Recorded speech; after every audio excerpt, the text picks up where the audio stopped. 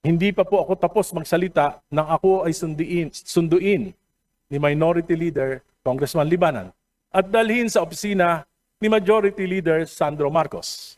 Pagdating po namin, nandoon na rin si Speaker Bogie D. Nakaupo po ako, tahimik ako, sinita ako ni Congressman Marcos at tinanong, ano yun?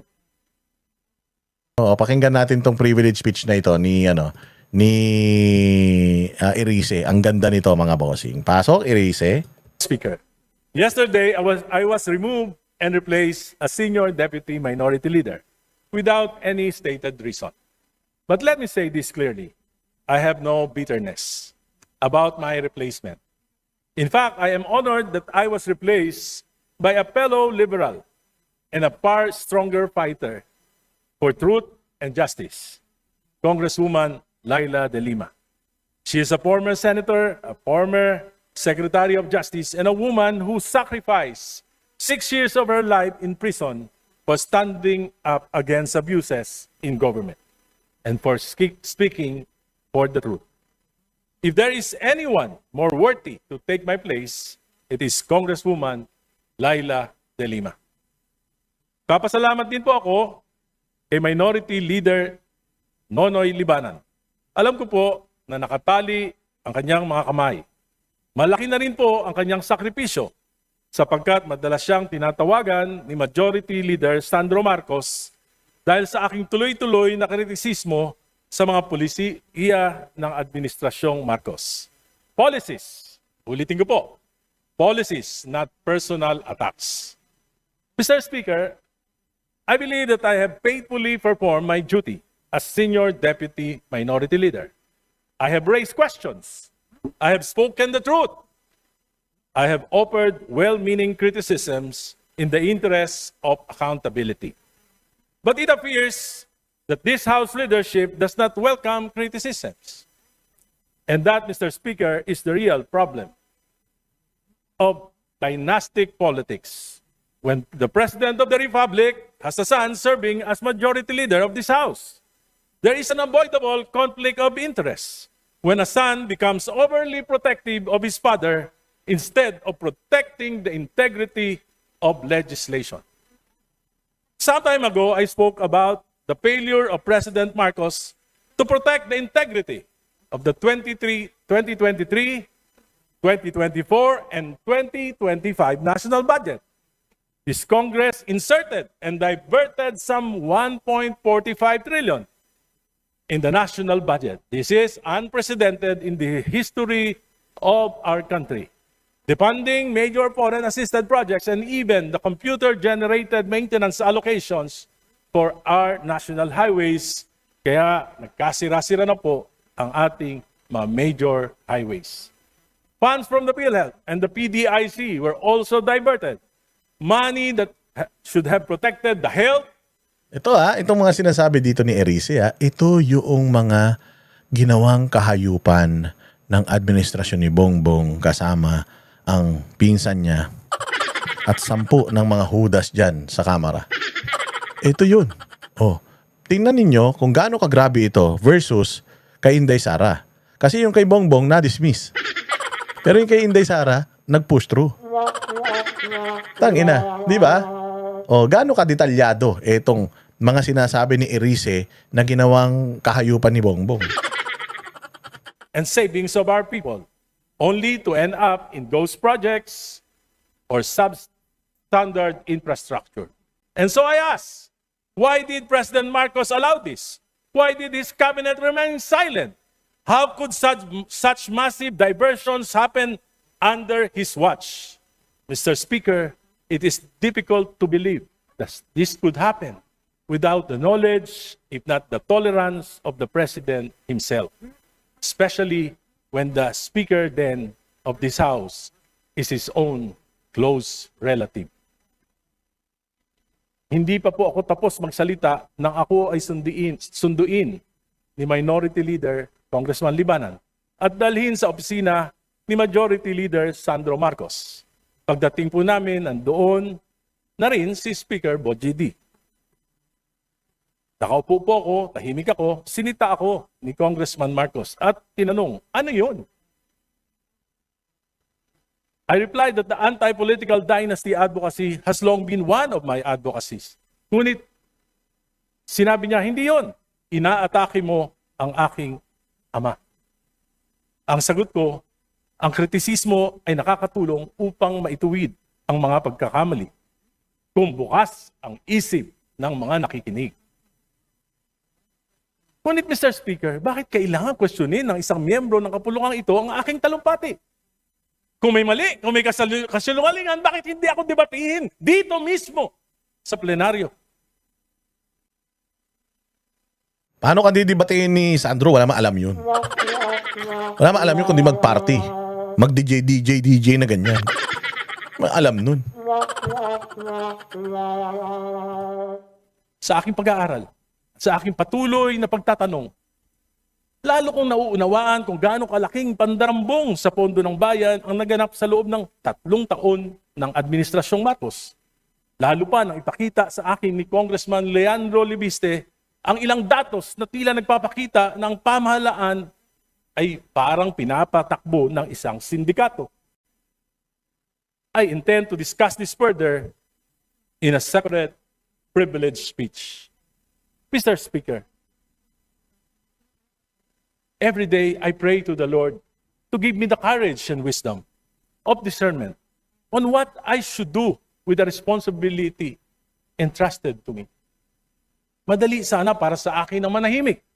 Madali sana para sa akin na sumabay na lamang sa agos upang masiguro na mas tahimik ang buhay at baka manalo pa uli ako sa eleksyon sa 2028.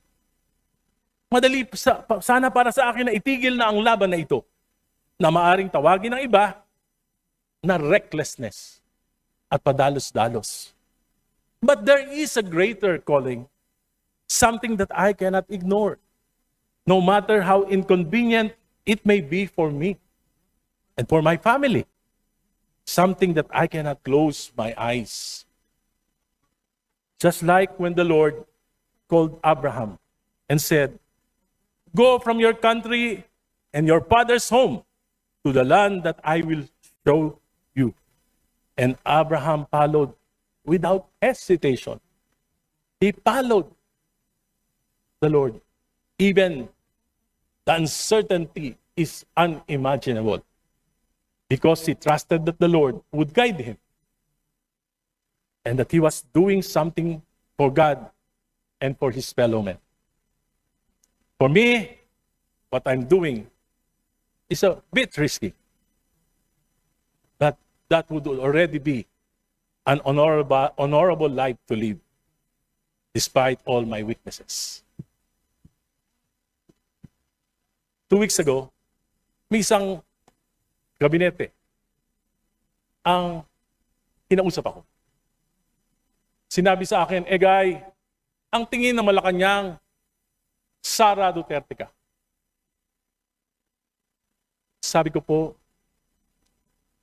nung panahon ng mga Duterte, ako po yung kauna-unahan na nagsalita laban sa war on drugs. Tinanggalan pa nga ako ang distrito ng aking pondo ng 1 taon. Pero sila, Presidente Marcos, they enabled Duterte. Si Speaker Romualdez, Majority Leader, he enabled the war on drugs. Yung mga kasama natin na nagpo-prosecute ngayon kay Duterte, they enabled war on drugs. Ako po, nakipaglaban. At hindi ko po nilalabanan ang dinastiya ng Marcos lamang. Nilalabanan ko rin ang dinastiya ng mga Duterte sapagkat alam ko na ang punot dulo ng korupsyon dito sa ating bansa ay ang pataba at ngayon mabubundat ng mga political dynasties.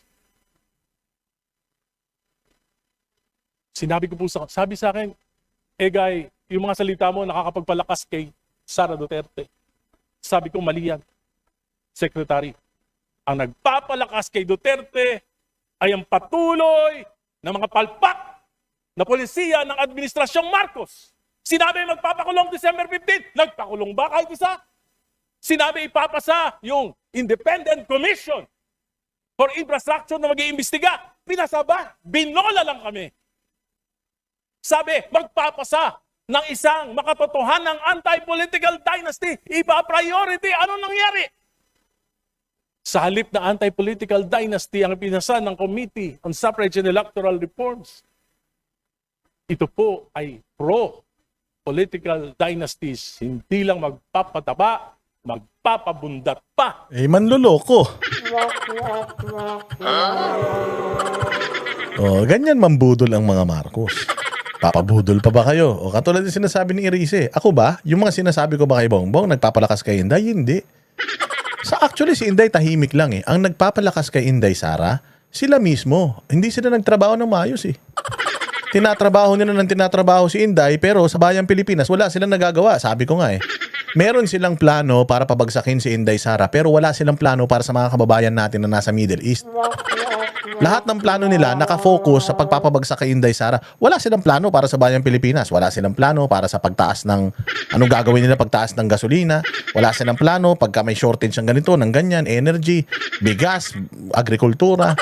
Wala silang plano kung paano iuwi yung mga Pilipino doon na delikado sa ibang bansa. Pero kay Inday Sara, meron silang plano. Ganyan katarantado mga yan. So, ang nagpapalakas ba kay Inday Sara yung mga batikos natin? Tayo ba nagpapalakas kay Inday Sara? Hindi.